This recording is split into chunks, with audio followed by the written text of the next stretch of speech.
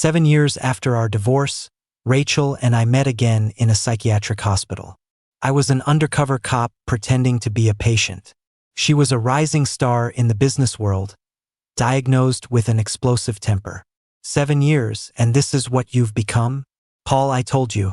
One day, you'd regret using me and throwing me away. Regret it now, don't you? You psycho. Then, when no one was looking, she leaned in and secretly kissed me. It's okay. You're sick, but I still love you. I was squatting under a tree in my blue, striped uniform from the Blackwood Creek Psychiatric Center, counting ants, when I heard a voice that was both familiar and strange. Paul Grant? Who is it? I turned around to look. There were several people in front of me, led by a woman in a pair of exquisite high heels and a tailored suit dress. My eyes slowly traveled upward. I saw her long, straight legs and the face that had stunned Westwood University, earning her the title of campus beauty for 4 years straight. Oh, her eyes were even more captivating and sharp now, her aura more profound and reserved. Her name was Rachel. She had shot to fame last year in Metro City's business world after acquiring 5 major corporations in one fell swoop. She was also my ex-wife, whom I hadn't seen in 7 years. I frowned and asked her seriously, "Excuse me, ma'am, do you have any manners? You will address me as the Celestial Lord." "What?" she asked, one hand on her hip, her alluring and languid expression freezing for a second. But I ignored her completely, grabbed a handful of sand, and stuffed it right into my pocket. While Rachel's red lips were still parted in shock, I flicked my sleeve and turned to leave without so much as a goodbye. "Candy is yummy. Taking the candy home. Paul." Rachel finally snapped out of it and chased after me. Just as she reached out to grab me, I whipped my hand out of my pocket, spun around, and threw a faceful of white sand at her. Sand scattering spell. Abracadabra, alakazam. Reveal, reveal, reveal your true form. Rachel stood there, covered in dust, utterly dumbfounded and staring at me in complete shock. Finally, her eyes noticed my patient uniform. "You? Ms. Vance, are you all right?" The people behind her hurried over. A doctor in a white coat quickly stepped between us, explaining apologetically and anxiously, "Ms. Vance, I'm so sorry. This patient, He leaned in to whisper in her ear. His voice was too low for me to hear. So, while they were busy whispering, I took my chance and ran for it. "Can't catch me. Can't catch me. Master, save me. The demon from the next mountain is attacking again because I don't know the secret password." I ran back to my room, went into the bathroom, and shut the door. Using the small metal shovel I used for digging in the sand, I tapped on the toilet's water tank. Entering password. "Master, you are in seclusion. Please respond." I waited for the reply from the other side. I began my report. "The demon doesn't know the password, but she seems to know me. I think she's a greater demon I fought with in the past. Probably one from a few hundred years ago. Requesting an intercept." Phoenix's voice came back. "Paul, who are you talking about? A few years ago? Don't tell me it's your ex-wife?" "Yes, Master, it's that demon queen. Get her out of here." I continued tapping rhythmically on the tank. Morse code. I'm a damn good undercover cop. 7 years ago, I spent 3 years infiltrating a drug cartel, successfully cracking Metro City's largest drug trafficking case. 3 months ago, my superior assigned me to this psychiatric hospital to investigate the mysterious deaths of its patients. After lying low here for 3 months, I had almost uncovered the truth. I never expected my ex-wife to show up out of nowhere. But what was Rachel doing here? Suddenly, I heard the door to my room open, followed by approaching footsteps. "He's in there. What's he doing?" It was Rachel's voice. "He's a patient with delusionary psychosis. In his world, he seems to live in a cultivation universe. Based on our observations, his entire celestial sect consists of just him and his master, who is currently in seclusion. Anyone else who isn't careful is immediately suspected of being a demon from the next mountain over. If I had to guess, he's in there talking to his master, who is in seclusion in the toilet." I pricked up my ears, listening to the conversation outside. Rachel said something, but her voice was too soft for me to hear clearly. Then I heard her say, her voice firm and clear, "This is the one. Get me checked in." "Yes, Ms. Vance." "Rachel is sick?" "I'm faking it, but she's for real?" I was usually left undisturbed in the bathroom. The nurses knew that after I finished chatting with my master, I would come out on my own. Rachel had already left. I lay down on the bed and pulled the covers over my head. Normally, I would be going to sleep. If a nurse asked, I would tell them I was meditating to cultivate my power. But not now. Now I was wondering why Rachel was here. If she interfered with my mission, how was I supposed to handle it? Before I knew it, I had actually fallen asleep. White Lotus Lord, wake up. It's time for your celestial meal. Chloe, one of the nurses, gently shook my shoulder with a warm smile. I rubbed my eyes and obediently got up. After washing up and getting ready, I followed the nurse out. But I realized this wasn't the way to the cafeteria. Hey, this isn't the way to my morning celestial meal. I stopped in my tracks. Chloe just smiled helplessly. You noticed, huh? I pointed at her, my expression wary and angry. Demon, you're not a celestial servant from Lotus Peak. You're a demon from the next mountain over. No, I really am your celestial servant, Chloe. It's just that you're eating in a different place today because we have a guest on the mountain. She stepped forward and took my hand with a beaming smile. I nodded. Not only did I follow her obediently, but I even started urging her on. Let's go. We have a guest, so the celestial meal will be even better today. If we're late, the other celestial lords will eat everything. There were no other celestial lords. It was just me and my ex. The table was laden with a feast, and everything was a dish I loved. Your favorite sweet and sour pork ribs. Rachel placed a piece on my plate. I looked at her, then used my chopsticks to spear a meatball. I took a huge bite and mumbled through a full mouth. I love meatballs the most. Rachel chuckled and shook her head. No, you don't. Your favorite is sweet and sour pork ribs. I love meatballs. I've changed now. What the hell do you want?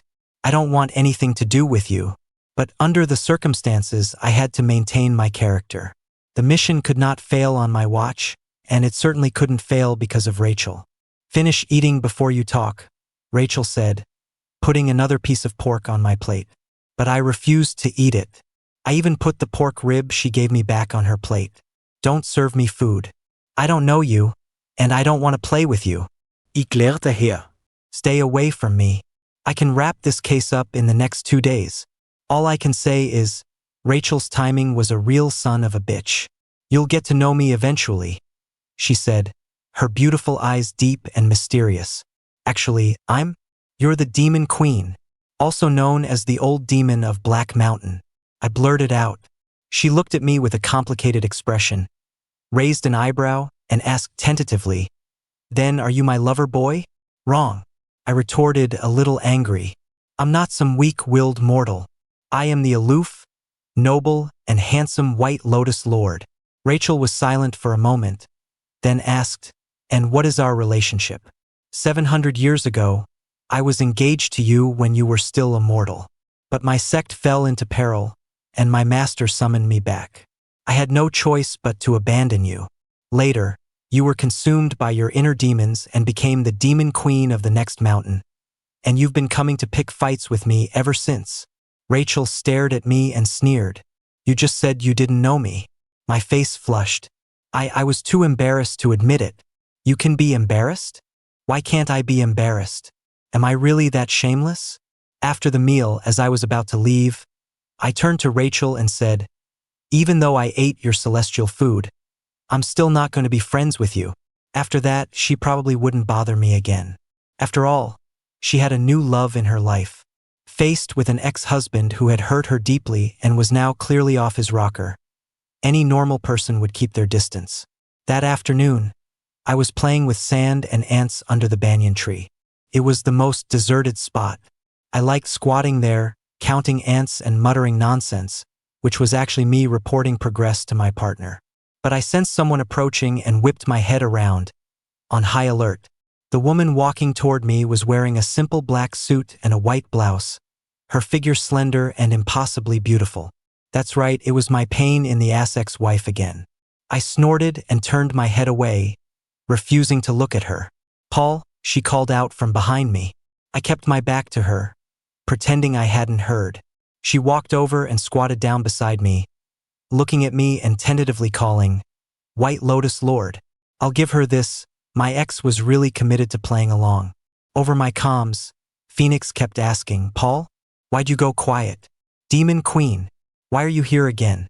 Phoenix got the message and immediately signed off. Rachel chuckled softly, turning to lean her back against the banyan tree, facing me directly. "Move it. You're squashing my spirit beast." The anthill. Rachel glanced down and finally lifted her precious foot. Determined to ignore her, I picked up a small stick and started poking at the ants. I hoped she would get bored with this dull and uninteresting mental patient and leave. But not only did she stay, she adopted a pose that suggested she wanted to have a deep and meaningful conversation with me. "Paul, do you have any idea how I've spent the last few years without you?" I kept my head down. "I spent every single day hating you." I stayed silent. I wanted to rip your heart out to see how it could have just changed like that. I kept playing. "I even thought I have to become incredibly successful, and I hope you end up miserable. Do you know why I came back to Metro City?" I looked up at her. "Yeah, why did she come back? Didn't she say she would never return to the city where I lived?" Rachel was looking at me too. Our eyes met. After a long moment, she sneered, "I wanted to stand at the top of Metro City's pyramid and watch you drown in regret." "Oh," I finally responded. Her beautiful, seductive eyes narrowed slightly. "Did you understand that?" Just as she hoped, I shook my head. "Of course I didn't. My name isn't Paul. I'm the White Lotus Lord." "You idiot." Rachel's beautiful face turned livid. But then, probably remembering my current state, she quickly let it go. Her eyes even held a trace of regret. "I can't find any record of what you've been through these past years to end up like this. But I think if we hadn't separated back then, neither of us would be here, would we?" I narrowed my eyes imperceptibly. It was just for a second. Then I went back to counting ants as if nothing had happened. My being in a psychiatric hospital had absolutely nothing to do with our breakup. But from what Rachel was saying, her being here had everything to do with it. Some people get over a breakup in 33 days. It's been 7 years for you. Is your emotional reflex arc really that long? I couldn't help but glance at her again. Something wasn't right. Given her current status and how she looked, she didn't seem like someone who had lost her mind. Why was she really here? And why was it serious enough to require hospitalization? As I was pondering this, Rachel suddenly reached out and placed a hand on my head. "You know that look you give a poor, lovable idiot?" That's exactly how she was looking at me right now. Since I couldn't figure her out, I chose to remain silent, my expression deliberately wooden. The inner world of a mental patient is, by definition, different from a normal person's. So even if I didn't speak, just stared at her like she was the crazy one, she would only think that I was the crazy one. And yet, seeing you so miserable, I'm not as happy as I thought I'd be. Her eyes held the same look they had years ago, when she loved me most. I sighed softly. So she was just a tough on the outside CEO after all. Last year, the rumors were all about how decisive, ruthless, and iron-fisted the great Ms. Vance was. I had thought that after all this time she had truly changed. But now it felt like she was still the same kind, bright girl she used to be. Well, not entirely. At least our relationship had changed. We could never go back to the beginning. Anyone who read the business pages knew that the powerhouse CEO Rachel Vance, who had graced so many covers, had a darling she doted on. She even wore a sparkling black diamond wedding ring on her finger. I remembered when we got our marriage license our senior year of college. All we could afford were plain silver bands. She said that when she got rich, she would buy me a nice watch. And she loved black diamonds. She wanted a black diamond wedding ring. Someone else had helped her fulfill that promise. I looked down, thinking, and finally, I had to admit it. Damn it, my heart still ached. Rachel suddenly laughed. I couldn't help but ask, "What the hell are you laughing at?" She said, at you. 7 years, and this is what you've become? Paul, I told you. One day, you'd regret using me and throwing me away. I scoffed silently. Don't get too cocky, Ms. Vance. In a couple of days, you'll be staring in shock and respectfully calling me Captain Grant. For now, faced with my ex-wife's insults, I could only endure. But Rachel bent down, leaning in close. Regret it now, don't you? You psycho, she taunted. Then, when no one was looking, she leaned in and secretly kissed me. It's okay. You're sick, but I still love you. Getting smacked down and then given a piece of candy left me reeling. The kiss was completely unexpected. And just as unexpectedly, I gave her a hard slap across the face. Kiss me?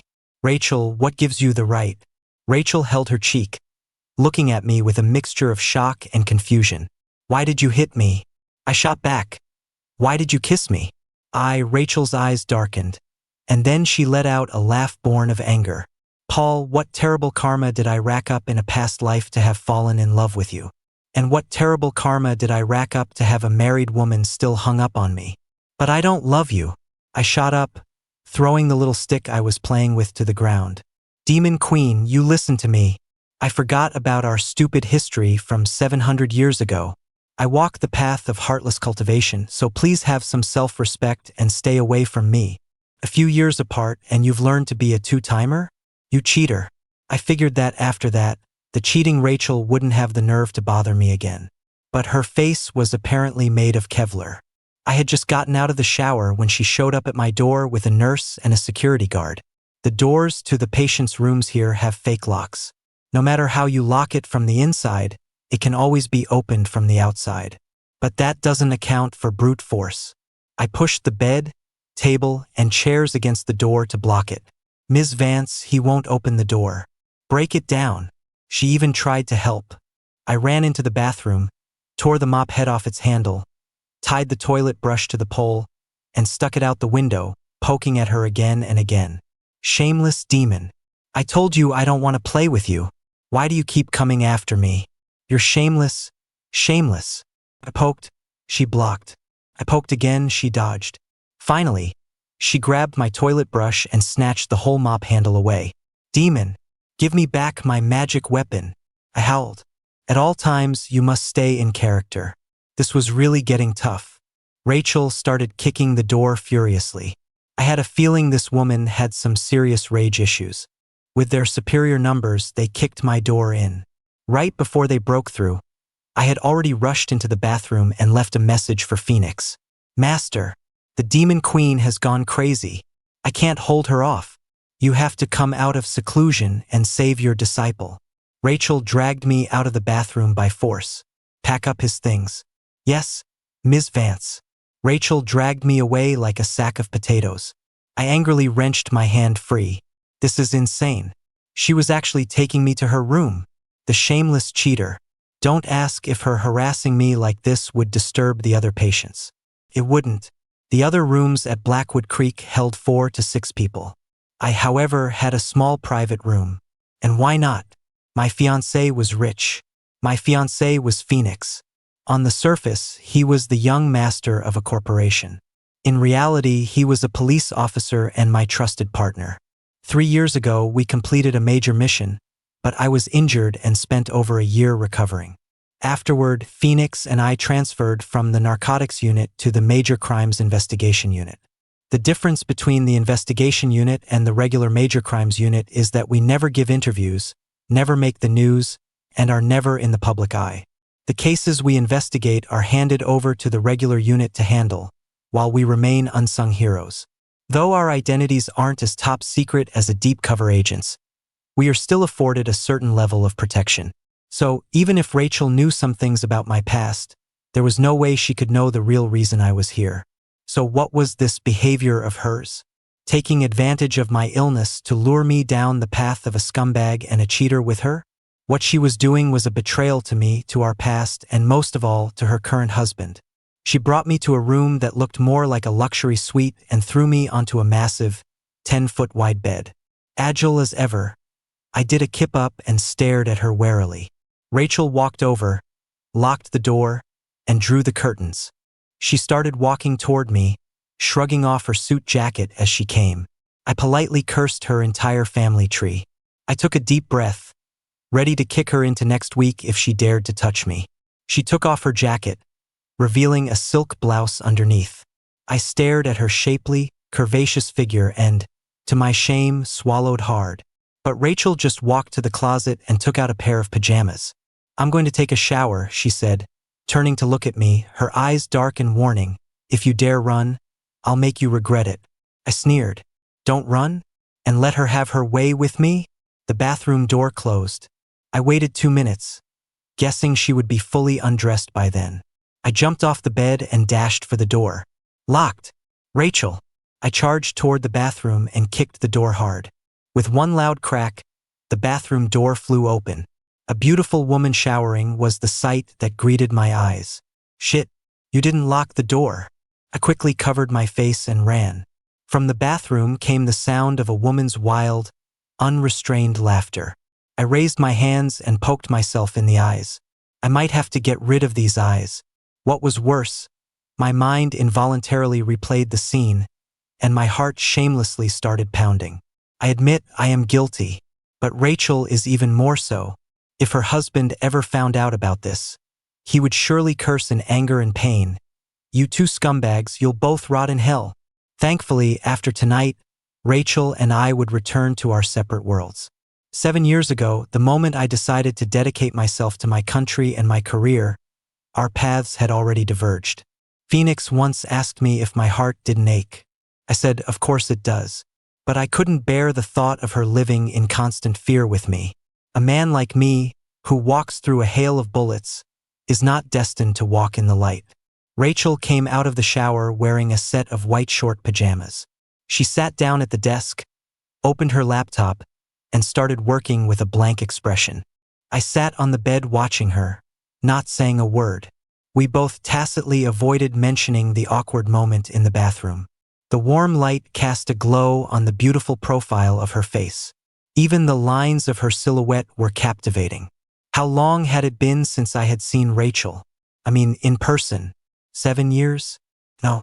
During that major case, I took a bullet to the abdomen and broke 2 ribs. After I recovered, Phoenix generously used his family's private jet to take me abroad. Yes, specifically to find Rachel. After I was shot, I thought I was going to die.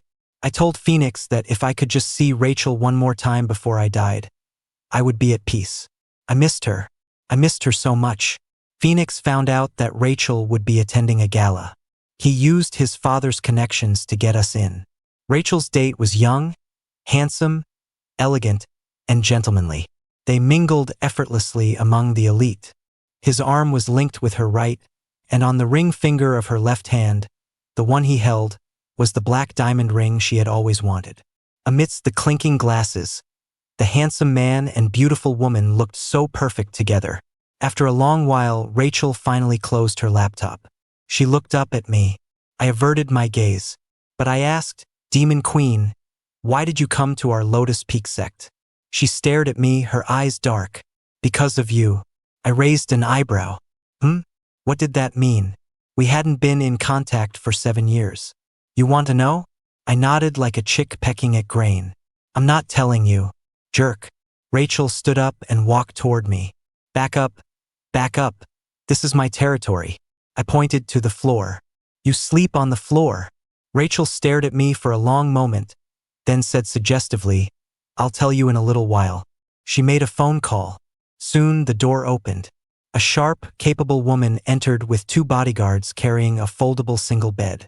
The woman gave me a complicated look, then turned to Rachel.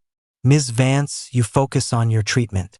I'll handle everything at the company for now." Treatment? What illness did Rachel have? Soon, the room was empty again, just me and Rachel. She did have a heart, after all. I got the big bed. She took the single. I didn't press her about her illness. Someone else's wife was none of my business. I pulled the covers over my head, closed my eyes, and went to sleep. I've always been a light sleeper who falls asleep easily. But even so, just before I drifted off, I heard Rachel snort, "Paul, do you even have a heart?" And because I'm a light sleeper, in the middle of the night, I felt someone kissing me. At that moment, waking up was a bad idea, but not waking up was even worse. I pretended to talk in my sleep, rolled over, and pulled the covers up even tighter. And in my mind, I cursed Rachel 18 times over. I'm already a mental patient, and you're still bullying me like this? Rachel, you have no heart. The next morning, there was a knock on the door. Ms. Vance, open up. Last night, after Rachel's people came, the door was locked for real. Rachel had slept with the key in her pocket. I had a feeling she was genuinely afraid I'd run away. Rachel got up. I threw off the covers and got up too, because I knew it had to be Phoenix. Sure enough, when Rachel opened the door, the hospital director smiled and introduced him to her. Ms. Vance, this is Phoenix. Mr. Phoenix is Mr. Grant's fiancé. I stood behind Rachel, watching her. Her hand, gripping the doorknob, suddenly tightened, the veins on the back of her hand popping out. Ms. Vance, hello. Phoenix extended his hand toward Rachel in a friendly gesture. Rachel slammed the door shut. Fiancé?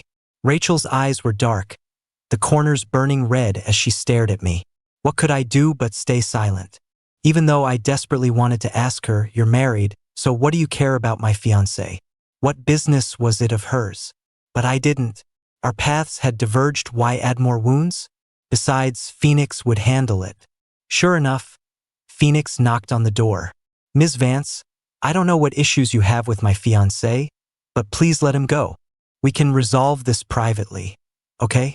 Rachel didn't move. In the end, I went to open the door. Rachel didn't stop me, just watched with cold eyes. Master, you're finally here to save me. I opened the door and immediately ran into Phoenix's arms. The moment my body touched his, my hand shot into his inner jacket pocket and slipped the USB drive inside. Good disciple, don't be afraid.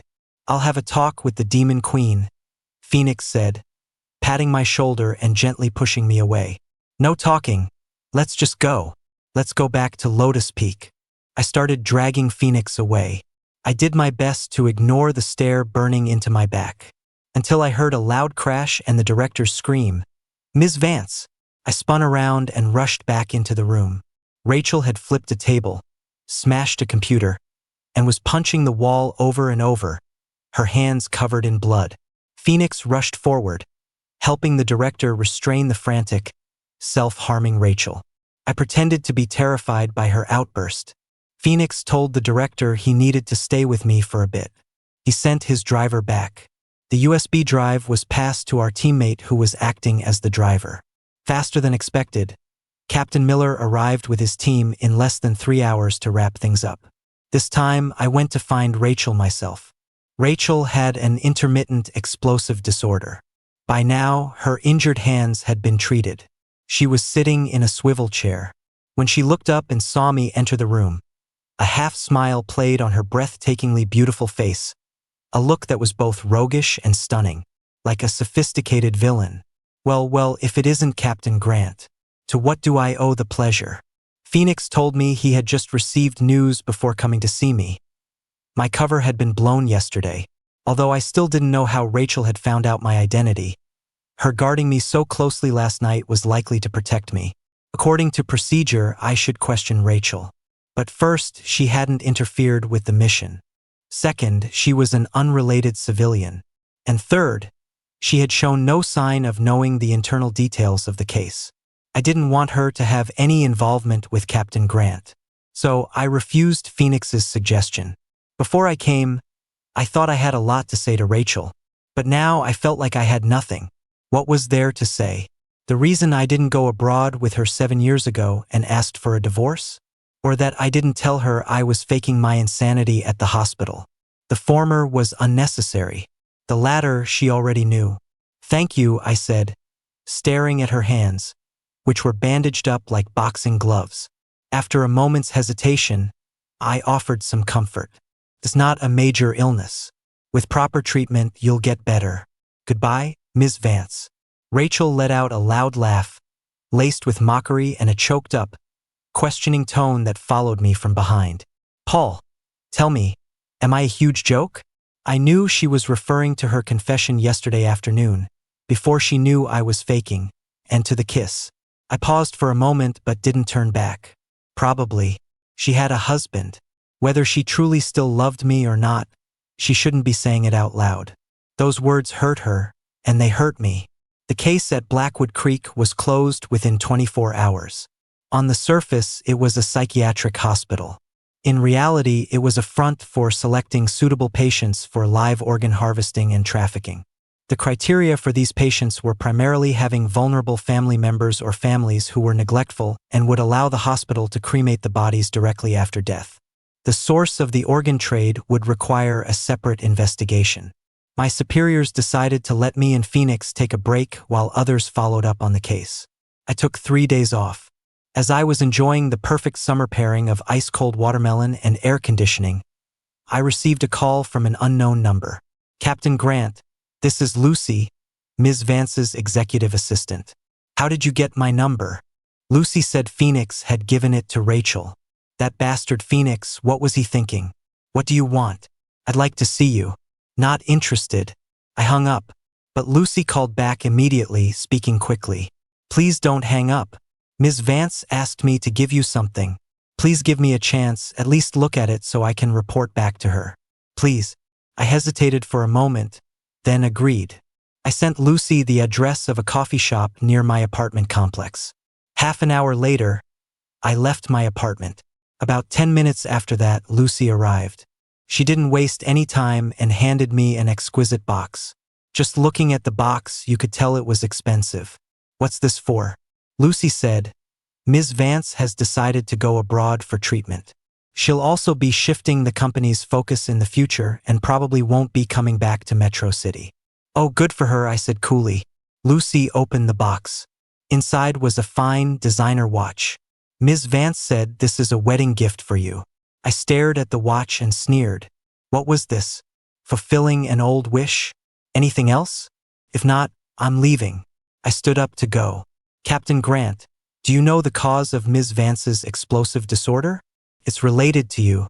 I have to say, a CEO's assistant is a master of words." With just 2 sentences, she successfully got me to sit back down. "Go on." 7 years ago, after your divorce, she fell ill. Lucy explained that at first, Rachel just couldn't suppress the pain of the breakup and suffered from insomnia every night.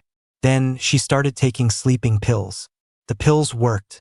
But then she started having nightmares every night, dreams of me abandoning her, coldly demanding a divorce.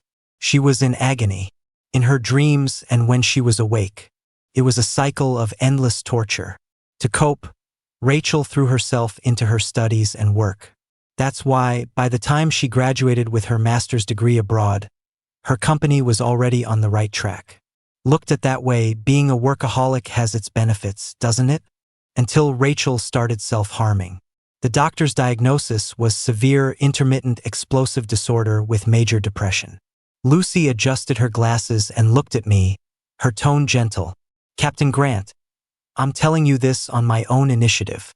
I remained silent. Even the doctor said that Ms. Vance's illness is a sickness of the heart. And a sickness of the heart requires a medicine for the heart. I'm taking a bold guess here, but when you divorced Ms. Vance, it wasn't because you had fallen out of love as she believes, was it? I hope you can tell her the truth. It might be very beneficial for her recovery. I remembered that night in the hospital when Rachel said, "Because of you." So it was true. What's the point? She's already married. Why can't she let go of the past? It was my knife that had stabbed her, so I guess I should be the one to provide the cure. Swallowing the lump in my throat, I said, "I can explain things to Rachel, but I hope her husband is aware of the situation and understands." "Wait, husband? What husband?" "Rachel's." Lucy looked shocked. "Are you saying Ms. Vance is married?"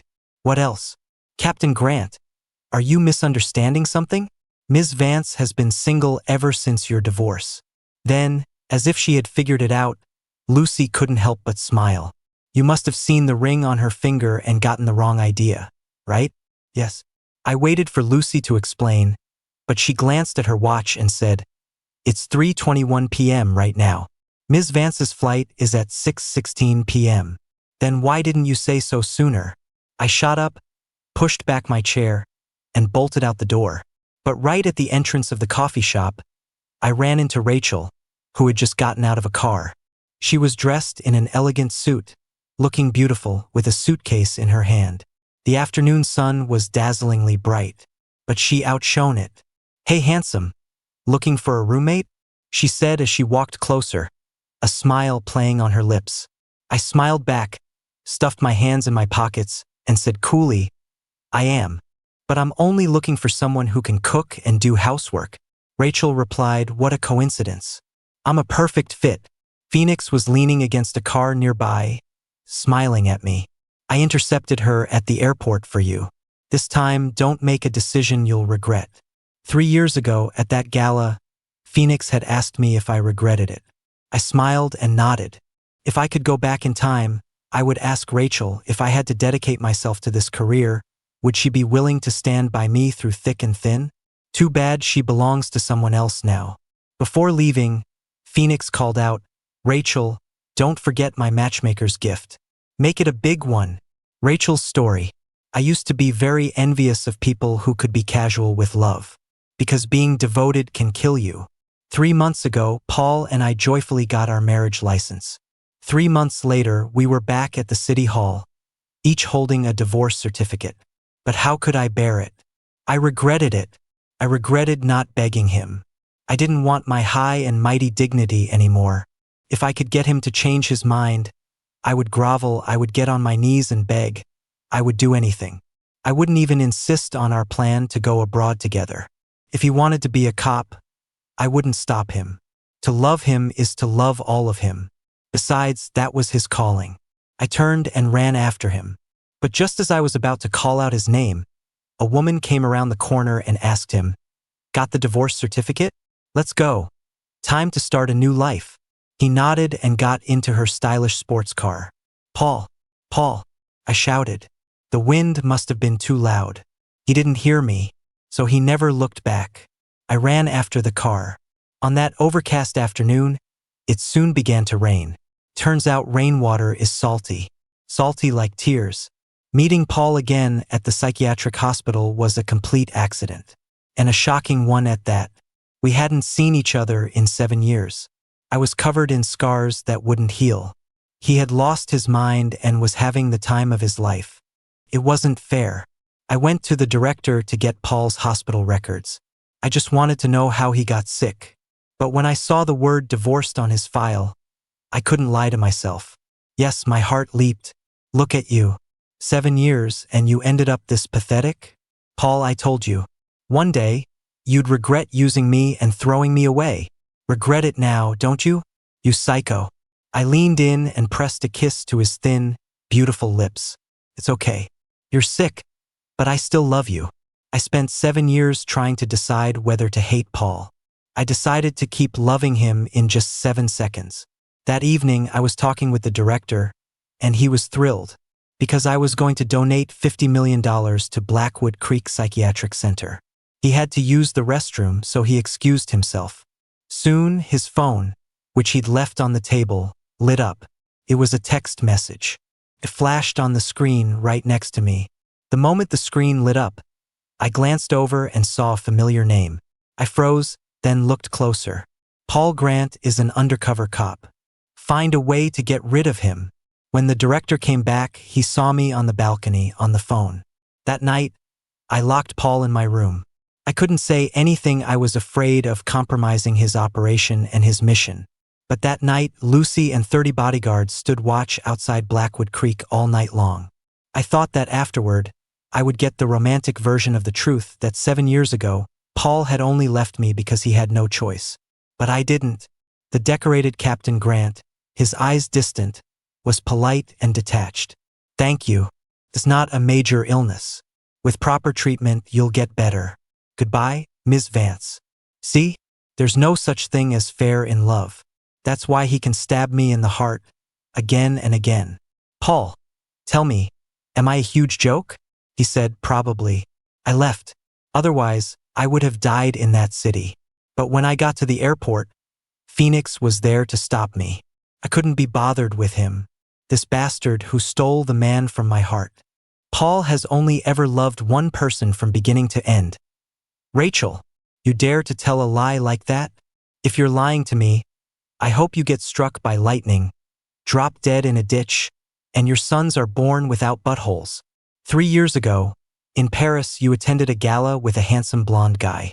He was wearing a fancy watch, and you were wearing a black diamond ring on your finger. He thought you were married. That night was the first time I ever saw his eyes get red. He was heartbroken. Shut up. You're talking nonsense. My Paul is the aloof, noble, and handsome White Lotus Lord. Ha! What a White Lotus Lord. His acting is incredible. Epilogue. My 7 years with Rachel were unforgettable, but they were also soaked in blood and pain. I had truly been through fire and brimstone. I had riddled her heart with 1,000 holes. It should have been me apologizing to her, but she comforted me, saying it was just time's trial for our love. True love is never giving up, no matter how much it hurts. I hadn't, and she even more so, but she was still so insecure. The day after we got back together, we went to City Hall and remarried. I figured a CEO was used to living in a big villa and shouldn't be cooped up in my small 2-bedroom apartment. But she refused to leave. She insisted we live together in my little place. She said, "You can run, but you can't hide." She said she was scared of waking up one morning to find it was all just a dream. That day, I cupped her face and kissed her sexy, incredibly kissable red lips. I kissed her until her lips were swollen. I asked her, "Does it hurt?" She smiled without a word and fiercely tackled me onto the sofa. Our eyes met. I was looking at a beast that had been starving for 7 years. 6 months later, Rachel's explosive disorder was cured. We held our wedding. I just had to be a handsome groom. Rachel handled everything else. Her parents had both remarried, so they weren't very close to her. Although they were invited and came to the wedding, they were polite but distant with me and Rachel. My family, on the other hand, was overly affectionate with her. At the wedding, it was the first time my mom met Rachel. She held her hand and said with a pained expression, "This poor child has suffered so much. Paul is such a scoundrel. I don't know how he managed to trick such a beautiful and devoted girl in the first place, only to cruelly abandon her. Rachel, if he ever bullies you again, you just tell me. I'll personally deal with that brat." "Yep, that's my mom." Rachel held my hand. "Thanks, Mom, but that's okay. If he bullies me again, I'll deal with him myself." 2 months after the wedding, Rachel got pregnant. The first person she told was Phoenix. Why? Phoenix want to be a godfather? At the time, Phoenix didn't get it and thought she was joking. He was stunned for a second, then shot back, "Godfather my ass. I'm not that kind of guy. A real godfather. My celestial lord is going to be a dad. We're having a baby. Yes, that's my brother. I have to be the godfather." Rachel added, "Then remember to prepare a gift. A big one. Are you obsessed with money?"